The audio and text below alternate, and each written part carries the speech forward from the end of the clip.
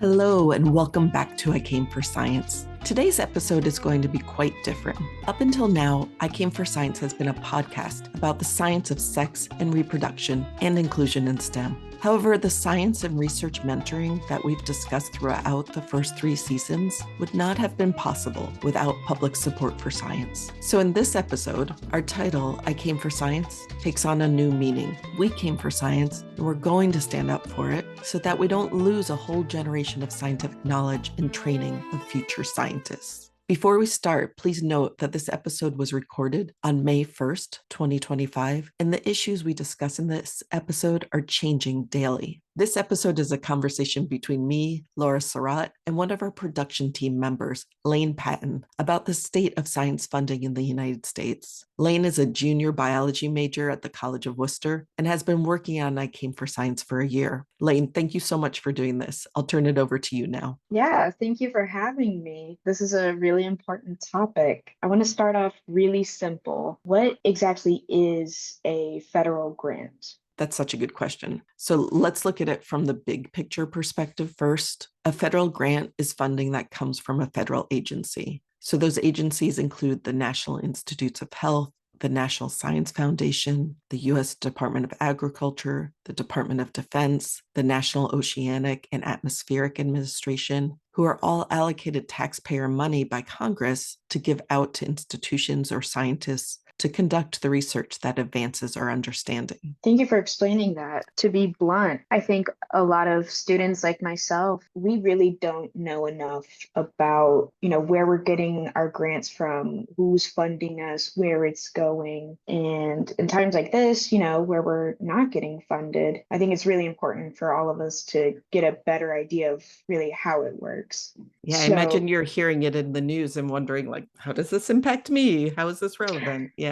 Yeah. So when an institute gets this funding, where exactly does it go? So most of them are going to an individual scientist research program, usually. So the typical process would be, say, me as a scientist decides that I would like to do research on, in my case, mosquito reproduction. And so I think about the project I might want to do and think about what agency might be the appropriate one to fund it. So in my case, it's usually National Institutes of Health because mosquitoes transmit pathogens that cause disease in humans. So that one makes sense. But say I was studying evolution of reproduction, then it might be more appropriate for the National Science Foundation. Or if I was working on an agricultural pest, I might apply to the U.S. Department of Agriculture. So that's how it starts. You figure out the agency you're going to apply for. You write a grant proposal where you explain the background and the significance of what you're planning to do, what your research questions are. You know all this from writing proposals yourself.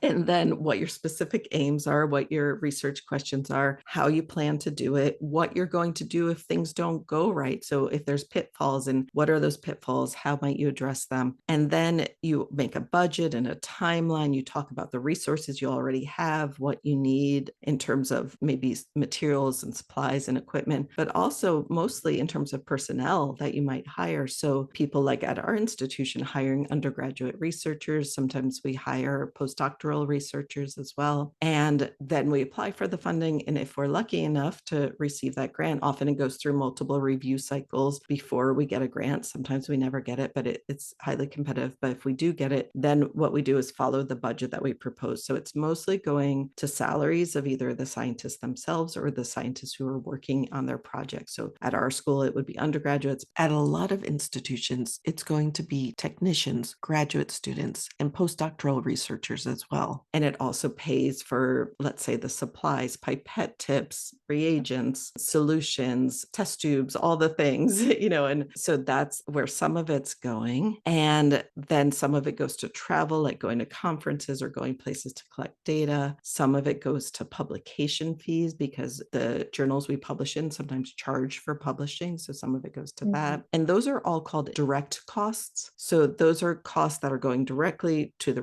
research and the dissemination of the knowledge that comes from that research. There's another part of the grant that's called indirect costs. And those are the costs that are going to the institution that are a certain percentage of the total grant amount. And those are basically, we talk about the funds that keep the lights on in the building, or, in my case, I have incubators. So they might go to repair my incubators to keep the mosquitoes in. They might go to help pay the salary of the people who fix my incubators at our school, or pay part of the salary of the people who support grant application writing at our school. So indirect costs, they pay for kind of the infrastructure that supports our ability to get the research done. Great. Thank you for explaining that. I was just wondering, going back to what you said about when you apply to a grant and it doesn't work out in your favor. Have you ever applied to a grant, not gotten it, and what did you do next? Yes, absolutely. Many times I've applied for a grant and not gotten it. That's very typical. I would say it's less typical to get it the first time you apply. So what's really nice in the history of science funding, since I've been a scientist, so over the last 30 years and more, is that the process relies on peer review. So there's scientists at these agencies, and they will be called your program officer. There's other officers who work there who help facilitate the grant application process. So, when you're thinking about a grant, you'll reach out to your program officer, and they're someone who is in your field of study and can give you advice, and they can say, what we're prioritizing right now is this type of research. And so, maybe I was planning to do one thing and I might tweak my grant and go in a slightly different direction because I know that's more of a priority for the agency at this point. And those are often coming from federal priorities. So you would start by talking to your program officer, and then the grant would go to peers who work in the field. So people who are experts in the general area that you work in, and they review your grant. So they'll read it and they'll evaluate it for the scientific quality, for the significance, for the experimental design, for what resources you have. Like, do you have the resources to conduct it? And your expertise, like, do you have the expertise to conduct this? And if not, have you brought on collaborators who do have that expertise? So they're evaluating it. So 2 or 3 people will usually evaluate it. And then a whole group, a panel, they call them review panel, will get together and discuss a subset of these grant applications that scored really well. And then you'll receive, for if yours got discussed, if it scored well enough to get discussed, then you'll get a report back from the reviewers and from the person who is sort of the scientific review officer that gives you feedback on what they thought were the strengths and what were the areas that could have been improved. And you get this from each of the reviewers, and then kind of an overview of what the panel thought. And then they have a funding line that says,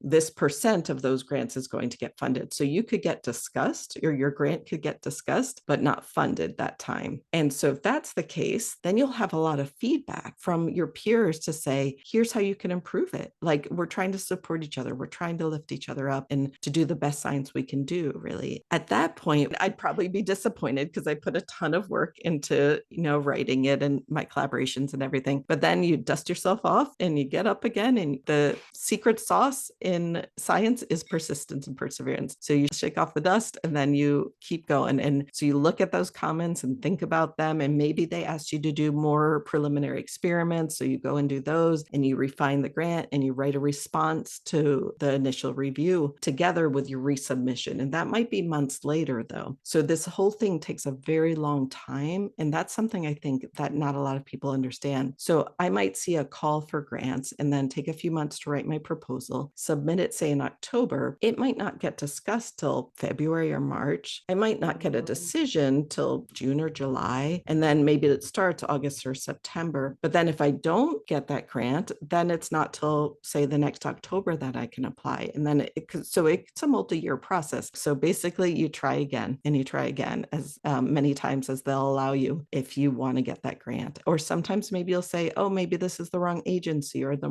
wrong subdivision of this agency to apply to. So you might rethink things and reroute in a different direction. I had no idea it was that long. It's such a long process. And I think, when we start talking about the cuts that are being made, that's going to be really important to keep in mind.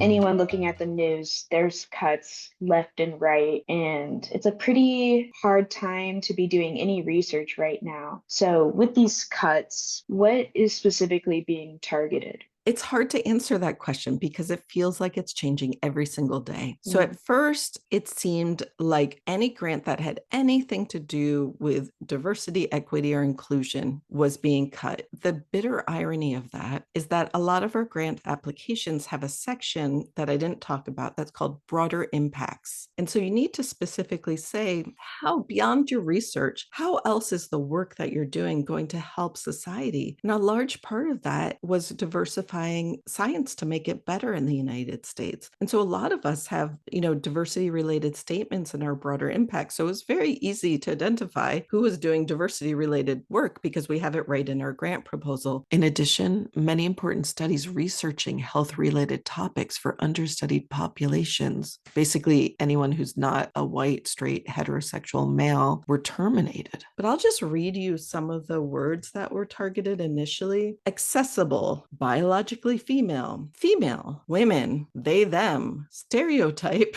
diversity, diverse background, racial, disparity, at risk, biases, socioeconomic, marginalized. It goes on and on and on. And then, some that you might have expected: transgender, transsexual, trauma, tribal, unconscious bias, underappreciated, underprivileged, on and on and on. So initially, there was sort of a set of terms that seemed like perhaps they were using AI. I don't actually know how they found the grants. And then the grants that had already been given out were terminated. So they had already been promised. The money you had already gone through all those hoops and gotten your grant. And maybe it was midstream, and some of them were terminated. And that's So that's like legal, like well, they can now just it's do being that. legally challenged, and then they unterminated them, and then some of them were re-terminated and stuff. But then when that was questioned legally, because that money had been promised already, then what happened is the federal government started undermining the peer review process. And what they did is they found like loopholes in laws that allowed them to say, not notify people like reviewers when their review panel was happening. So they didn't know if the review panel was happening or not. So it really stymied the whole process of reviewing, evaluating, giving feedback that I just described to you. And now there's other things. So now the executive branch is targeting institutions by taking away their federal funding. And often these are very high level research universities like Harvard and Columbia, for example, where they have some of the top scientists in the world there who are doing really important research. And if you go to Harvard's webpage, you can see some of the major contributions these researchers have made. In our field of mosquito biology, there's amazing research going on about how you can control mosquito transmission of pathogens. And so the individual recipients of the grants are being targeted. The grant review process is being targeted. And now at the institutional levels, institutions are being targeted where just across the board, they're withholding federal funding. So a lot of things like that are happening. And then on top of that, they just decided to basically slash in half the money that's allocated to the National Institutes of Health. And then they're cutting out, separate from the funding, they're just cutting out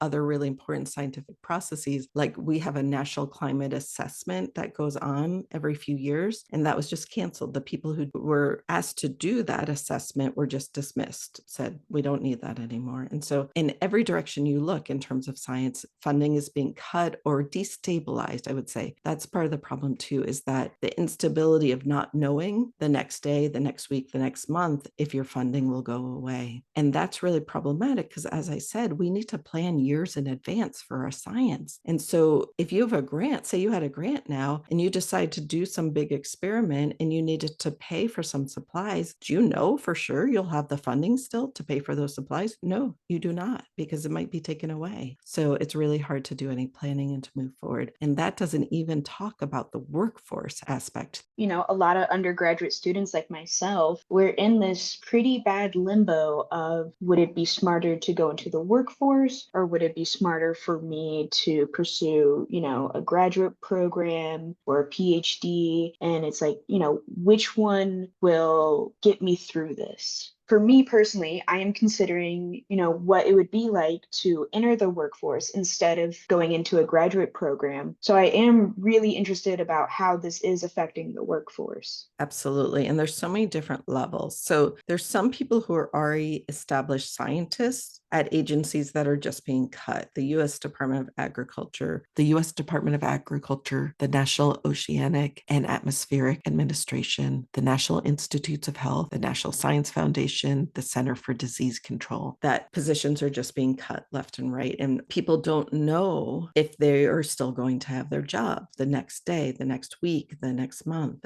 There's been a lot of threats, a lot of pressure for them to resign and just leave. And then a lot of threats that if you don't do that, then you risk just being terminated. And so there's a lot of questions about how legal that is in terms of giving people notice. And then some people are just shut out of all their files, all the work that they've been working on. So it's very disruptive to current scientists who are working at these federal agencies. Then in terms of our future workforce in science, it's completely disruptive. I would say it's going to affect like at least a decade of our workforce, what's happening in these few months, because it's creating the uncertainty that you talked about. If I were in your position, I don't know what I would do. So we have students who have applied to grad school and gotten accepted to grad schools only to have that offer rescinded this year. We have other students who wanted to do undergraduate research programs, and a lot of those are funded from the National Institutes of Health and the National Science Foundation. Those are all pending funding, right? So students don't know yet, or they've just been canceled. So student after student has come talk to me as the chair of the biology department to say, I don't know what I'm going to do this summer. I had an internship.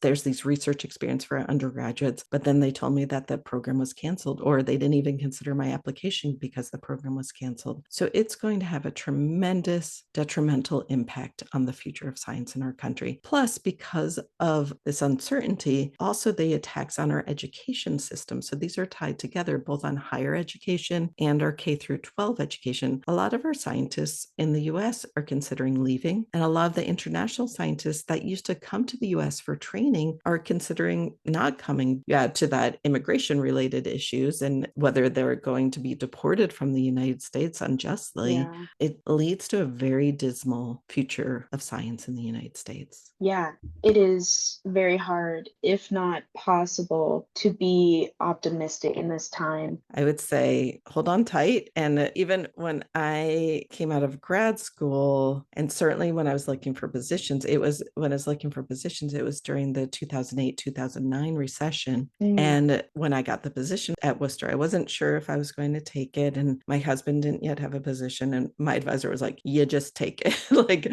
it's a great school. So that's true. And it worked out wonderfully. But also, like, in these kind of scary economic times, you take the opportunities that come to you, and then other opportunities open up. And I assure you that will happen. And when I was applying for a postdoc position, my postdoctoral advisor thought she would have funding, and then it didn't get renewed right away. And so she didn't know for sure if she would have funding when I came. And my PhD advisor said, you just go, you do the research. If you need to get a side paying job, you do that, but just go in and start doing the research. Get your foot in the door. And so sometimes you have to make do in different ways, but if research is really what you want to do, we're going to need researchers. We're always going to need researchers. And so you find a way to make it happen. You kind of do side hustles if you need to, but hopefully the funding will come back and the grad programs will rebuild and all the resources will be there for our students to thrive in the way they should be. fingers crossed.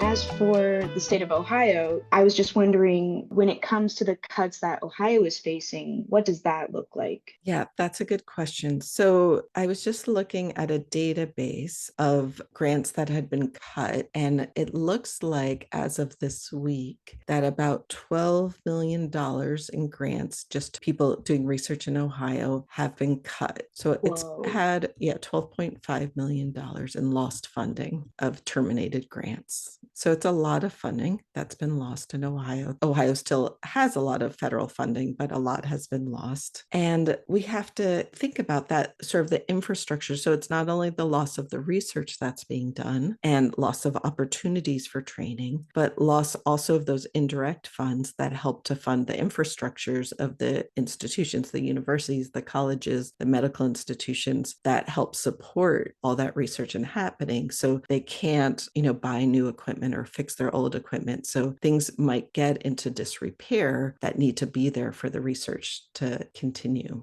So when you think about the impacts on Ohio, Ohio receives over $1 billion in National Institutes of Health research funding on average annually, and it Mhm. supports 12,000 jobs. So with these cuts, we're losing a lot of jobs. And that's what people are saying also, is that the research funding are not just going to set us backwards in terms of research advances in disease cures that we could be coming up with, clinical testing that could be done, new ways of innovative agriculture, new ways of addressing climate change, all those discoveries that could be being made right now that are being put on hold. But it's also going to be damaging to the economy, both in jobs lost and in missed opportunities of innovation. The other thing is that Ohio is doubling down on policies that harm science. So it's Mhm. taking the federal policies and going even further with them. So, as one example, there's Senate Bill 1 that recently passed, and it's kind of butting in on higher education. So, they have this language in the Senate bill that is about controversial beliefs and policies. That means any belief or policy that is the subject of political controversy, including issues such as climate policies, electoral politics, foreign policy, diversity, equity, inclusion programs, immigration policy, marriage or abortion. And it requires that universities must affirm and declare that faculty and staff shall allow and encourage students to reach their own conclusions about all controversial beliefs or policies and not seek to indoctrinate any social, political, or religious point of view. It also ends any mandatory diversity, equity, inclusion training for faculty and staff. And so basically, it's kind of being left very vague. Are you allowed to teach about these issues, or would that be considered indoctrination? Are you allowed to test students on factual information about climate change, or is that violating the Senate bill? And with the use of like cell phones and recordings and deep fakes and all those things, a lot of faculty are concerned about their ability to teach about these topics. And then on top of that, if they're not kind of privileged with US citizenship, they're even more afraid because they could also be deported based on some of these things. So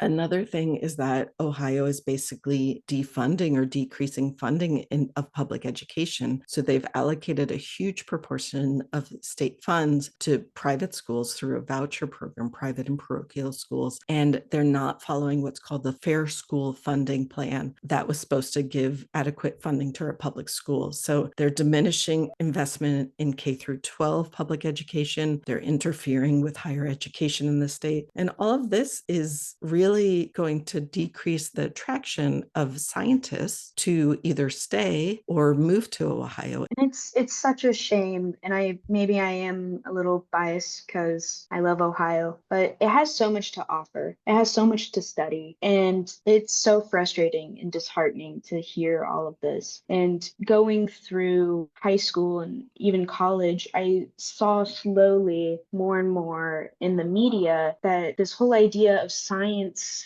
is bad or Yeah. evil, and it has these negative connotations that come with it. Mhm. And I really don't know where it's coming from. Yeah, it's a lot of science skepticism, I would say. And I think in my experience, it started to get a lot worse when things that scientists were saying became threatening to either people's bottom line in terms of money or people's ability to make individual choices, like to have control over their individual choice. In terms of the time we've been on this planet, I would say what I've seen most is in terms of climate change skepticism. So, first, no, it's not happening, which of course we can all see it's happening now. Okay, it's happening, but it's not human caused. So, if you won't agree that it's human caused, then we're never going to be able to agree on how to stop it. And so it's very difficult. So that's where I think a lot of the skepticism comes, because if we have to stop it, that means I have to change my life. You're going to tell me what to do, what car to drive, how much exhaust I can put out, what products to use, that I have to stop using single-use plastics, things like that. So you're infringing on my individual rights. Plus, there's a lot of money behind the companies that create things or sell things that are causing climate change, right? And so there's a lot of money behind that science skepticism. And that's been true with pesticides and all sorts of things before now. And then, with the COVID epidemic, that was so sad. It was so preventable preventable. So much of that spread was preventable. And so much of the hatred was preventable. That was the result of people arguing over whether vaccines were necessary or not. And it's a bit of a mess right now. And that's really what this podcast is about, right? And so that's why I created this podcast, to be like, hey, I'm your neighbor who does science, right? And like, ask me questions, happy to answer them. And it really came from that science skepticism, because I especially was upset that politicians were lying to people about their bodies, right? About reproductive biology and how it worked. And I'm a reproductive biologist. And I just thought, not on my watch, this isn't happening. If I can help clarify for people how reproductive biology works, that there's a whole range of what's quote unquote normal in human behavior and animal behavior in terms of reproductive biology, then at least I can push back against that. It's just hard to stay positive and keep going, like you said, and really like reach out for these things or apply to grants or try to get an internship. I mean, one way to think about that, I'd love to have like some positive, cheerful message to send out to them. And I don't, right? Like, we have to be realistic. But I think one thing to think about is that we're all scientists, right? And so, Yes. say you didn't get that fancy internship that paid a good salary for the summer. Honestly, you can do science in your backyard, right? You can do it in your basement. I do it on the cheap when I don't have a grant. Like, I use paint buckets, I use tube socks, I use all these supplies you can buy at Lowe's, to do. I don't need a lot of money to do some of my research. So there's a lot of research you can do. And so reach out to me. I will give you experiments you can do for barely any money that you could design. Like, you need a good mind for it. You need to be well trained in experimental design. And some of the research costs a lot of money. That's true. And some of it doesn't. And there's new discoveries to be made every single day under every rock, right? So just go and do the research and get the experience and be curious. Yeah, that's a really great message to take away from this. And it's something that really inspires me to keep going. Another thing is that there are institutions that are trying to fight these cuts, right? That's absolutely right. And some institutions are suing the federal government. And yeah, there are a lot of lawsuits going on regarding these cuts. And some institutions are pushing back, but there is a tremendous amount of pressure. And some of them, I don't want to use a pejorative here, but I guess the word that people are using are caving to the pressure from the executive branch. But it is a hard situation to be in. So imagine you're a university president and you want to stand firm on your support for diversity, equity, and inclusion. And the federal government is saying, well, okay, yeah, you go ahead and do that. We're just going to take away $2 billion of your funding, right, for your scientists, and it includes social scientists. And I don't want to say this is science alone. The arts are being cut, libraries are being cut. Like, Yeah. this is certainly not science alone. Basically, they're seeding chaos everywhere and uncertainty and pitting people against each other. It's awful, awful. But I do not envy being the leader of one of those institutions who has to choose, because it affects so many people. Like I said, each of these grants is paying a lot of people. When you think about, like, your whole life is based on science. Yeah, yeah. You might be science skeptical, but if you're using the internet, your life is based on science. If you're driving a car, your life is based on science. If you're feeding your dog food, it's based on science. Whatever you can think of. If you're going to your doctor, the treatments, they're based on science. And so it touches every part of our lives. Just as one example, funding from the National Institutes of Health, it contributed to 99% of the drugs that were approved from 2010 to 2019. So that's these research grants that we've been talking about. Like, they're all coming from this investment. And this investment started after World War II, that the US decided we're going to be a leader in science and really invested money in it, time into it, people, know-how, training, all the things, so that we are considered around the world a leader in science and then science training. And people come here from all over the world to get science training. And that's what we're going to lose here. That's what we have to lose. So. Yeah. Is there anything else I haven't asked or that you need to get out to our listeners? Let's see. I would say be kind to your local scientists. Yeah. Like, we're not doing okay right now.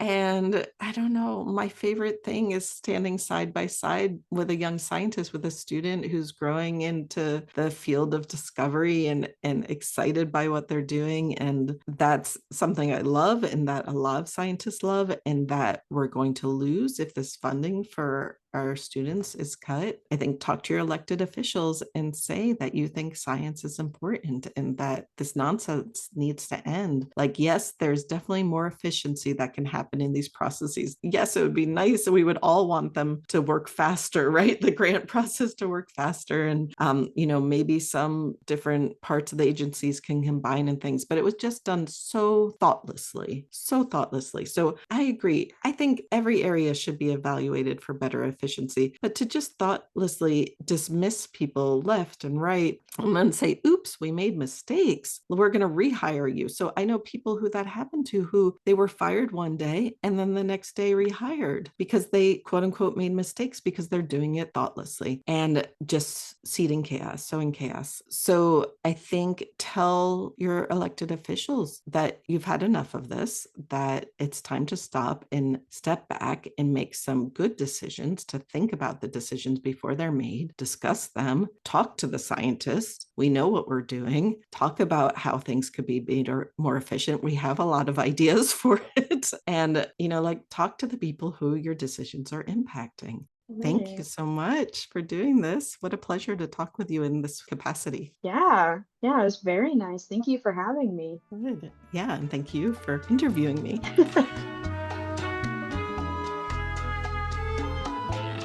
And thank you all for listening. Thanks also to our production team, Isabel Espinoza, Lain Patton, and Daphne Trilliana. The music used in this episode is from I Don't Smoke by the Mythical Score Society.